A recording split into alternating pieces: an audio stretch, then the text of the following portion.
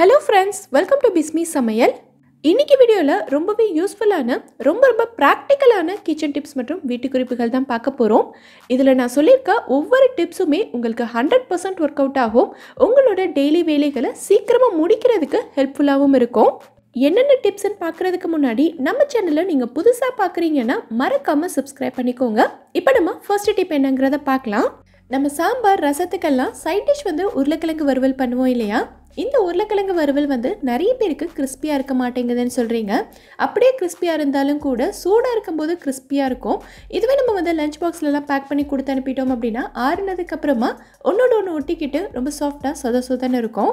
So உங்களுக்கு உருளைக்கிழங்கு வறுவல் வந்து நல்லா கிறிஸ்பியாக இருக்கணும்னா இப்போ நான் சொல்கிற மாதிரி செய்யுங்க. உருளைக்கிழங்கு வந்து குட்டி குட்டியாக கட் பண்ணதுக்கு அப்புறமா இதை வந்து பாத்திரத்தில் போட்டு ஃப்ரை பண்ணுறதுக்கு முன்னாடி இதை ஃபஸ்ட்டு ஒரு பவுலில் போட்டுட்டு இதில் நம்ம வந்து தண்ணி ஊற்றிக்கலாம். தண்ணி வந்து நார்மல் வாட்டரை விட கொஞ்சம் சில்லுன்னு ஐஸ் வாட்டராக இருந்ததுன்னா ரொம்பவே நல்லது.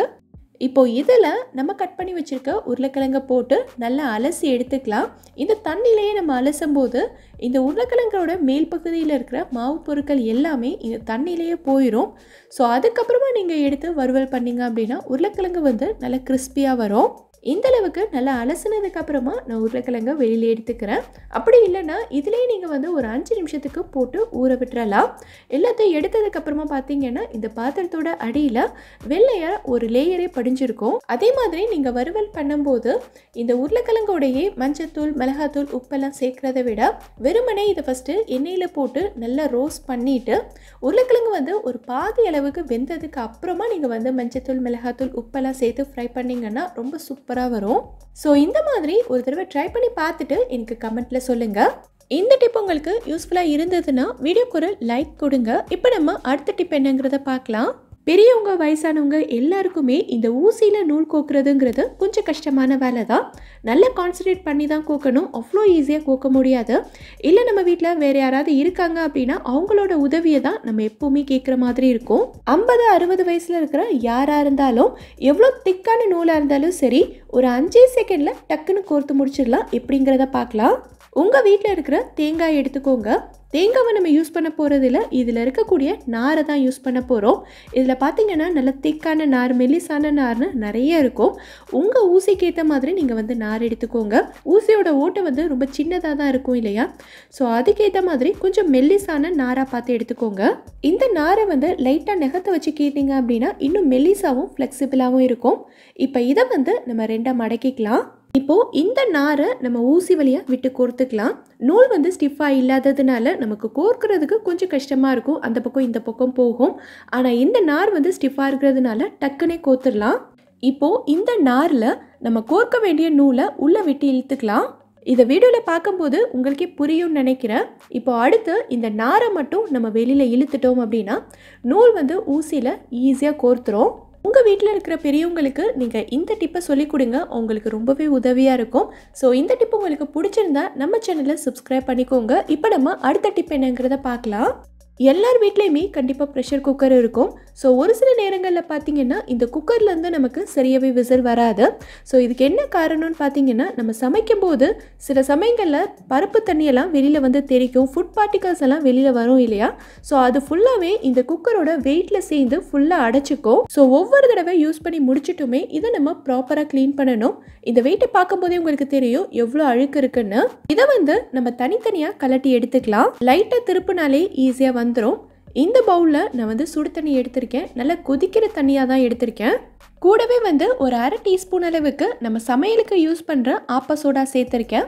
இப்போ இதில் நம்ம குக்கர் வெயிட்டை உள்ளே போட்டுட்டு லைட்டாக கலந்து விட்டாலே பேக்கிங் சோடா ஃபுல்லாக கரைஞ்சிரும். ஒரு 15-20 நிமிஷம் நல்லா ஊற விட்டுருங்க. இதில் நம்ம வந்து சுடு தண்ணி பேக்கிங் சோடாலாம் சேர்த்துருக்கிறதுனால இதில் படிச்சிருக்க அழுக்கு எல்லாமே ஈஸியாக கலந்து வந்துடும். ஒரு 20 நிமிஷம் நல்லா ஊறினதுக்கப்புறமா சின்ன டூத் ப்ரஷ் வச்சு எல்லா இடத்துலையுமே நல்லா தேய்ச்சி விட்டுருங்க. ஸோ ஈஸியாகவே உங்களுக்கு வந்துடும். அடுத்து இதை எப்பயும் போல் டிஷ்வாஷர் போட்டு நல்லா கழுவி எடுத்துட்டிங்கன்னா குக்கரோட வெயிட் வந்து உங்களுக்கு நல்லா நீட்டாக பளிச்சுன்னு வந்துடும். ஸோ இந்த மாதிரி நம்ம வந்து மாதத்துக்கு ஒரு தடவை க்ளீன் பண்ணி எடுத்து வச்சுக்கிட்டோன்னா இதில் ஃபுட் பார்ட்டிகல்ஸ் எதுவுமே அடைக்காமல் குக்கரும் நமக்கு சூப்பராக ஒர்க் ஆகும். அதே மாதிரி நல்லா நீட்டாக ரொம்ப வருஷத்துக்கு மெயின்டைன் பண்ணிக்கலாம். இப்போ நம்ம அடுத்த டிப் என்னங்கிறத பார்க்கலாம். எல்லார் வீட்லேயுமே இந்த மாதிரி நிறைய ரப்பர் பேண்ட் இருக்கும்.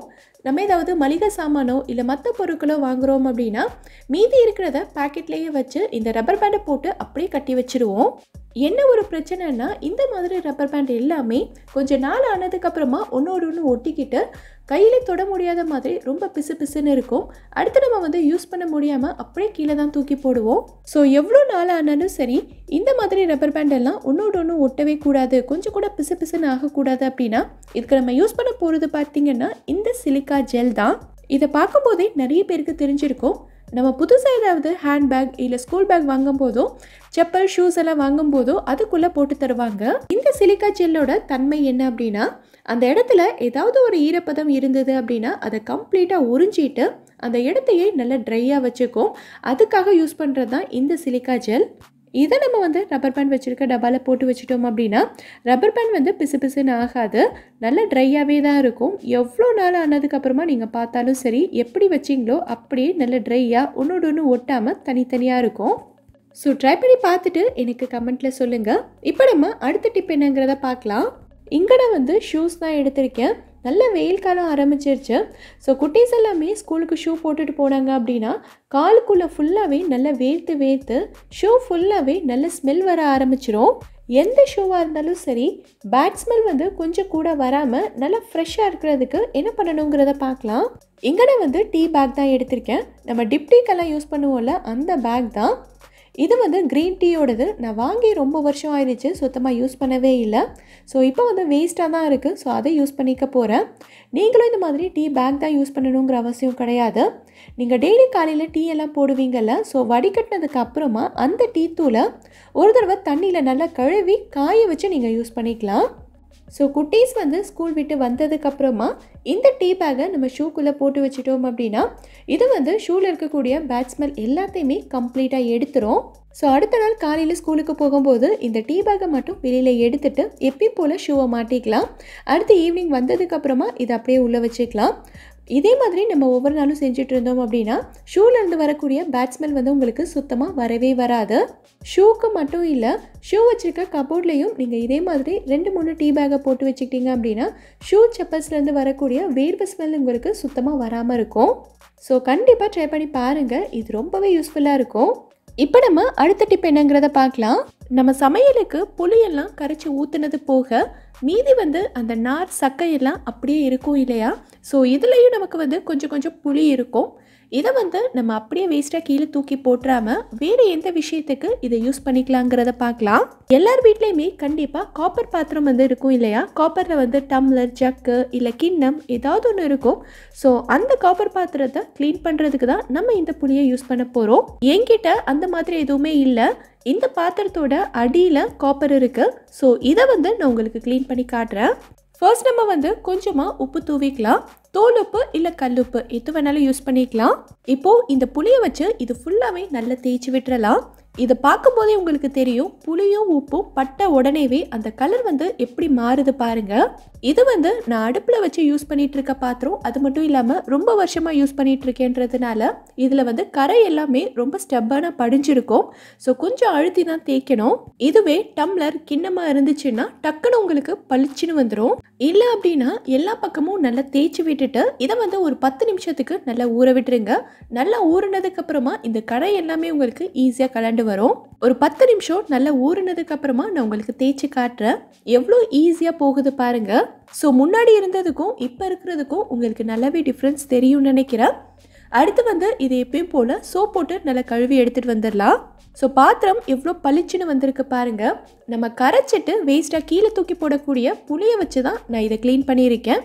எவ்வளோ சூப்பராக ஒர்க் அவுட் ஆகுது பாருங்கள். இதே மாதிரி நீங்களும் ட்ரை பண்ணி பாருங்கள். இந்த வீடியோவில் நான் சொல்லியிருக்க டிப்ஸ் எல்லாமே உங்களுக்கு ரொம்பவே யூஸ்ஃபுல்லாக இருந்திருக்கும்னு நினைக்கிறேன். இதிலிருந்து ஏதாவது ஒரு டிப் உங்களுக்கு யூஸ்ஃபுல்லாக இருந்தாலும் மறக்காமல் எனக்கு கமெண்ட்டில் சொல்லுங்கள். இந்த வீடியோ பிடிச்சிருந்தா லைக் பண்ணுங்கள். உங்கள் ஃப்ரெண்ட்ஸ், உங்கள் ஃபேமிலி மெம்பர்ஸ்க்கு இந்த வீடியோ யூஸ்ஃபுல்லாக இருக்கும்னு நினச்சிங்கன்னா கண்டிப்பாக ஷேர் பண்ணுங்கள்.